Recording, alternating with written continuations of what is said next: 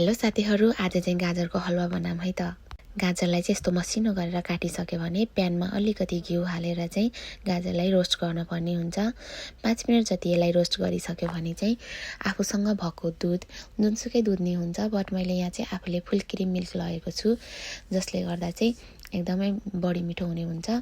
अनि छोपिदिने गाजरको हलुवालाई चाहिँ एकदमै लो फ्लेममा बिस्तारै पकाउनु पर्ने भएको भएर चाहिँ यसलाई चाहिँ बेला बेलामा मिक्स गर्ने, छोप्ने, अझै मिक्स गर्ने पर्ने हुन्छ। यसले गर्दा अझै बढी टेस्ट हुन्छ। दुध घटेर आधा भइसकेपछि आफूलाई स्वाद अनुसारको चिनी हाल्नुहोस्। अझै बढी टेस्टको लागि चाहिँ आफूसँग कार्डमम छ भने त्यो पनि हाल्नुहोस् अनि फेरि मिक्स गर्नुहोस्। अब यहाँ चाहिँ गाजर पाकेको भएर चाहिँ मैले हल्का यसलाई म्यास गरेँ। यसले गर्दा झन् बढी मिठो हुने भएको भएर अनि आफूसँग भएको ड्राई फ्रुटलाई चाहिँ मसिनो गरेर काटेर मिक्स गर्नुहोस्। अनि यसलाई मिक्स गर्नुहोस्। यसलाई चाहिँ हजुर चाडपर्वमा पनि बनाउन सक्नुहुन्छ अनि नर्मल डेमा पनि बनाएर खान सक्नुहुन्छ। एकदमै मिठो भएको थियो। I hope you guys also try and like it.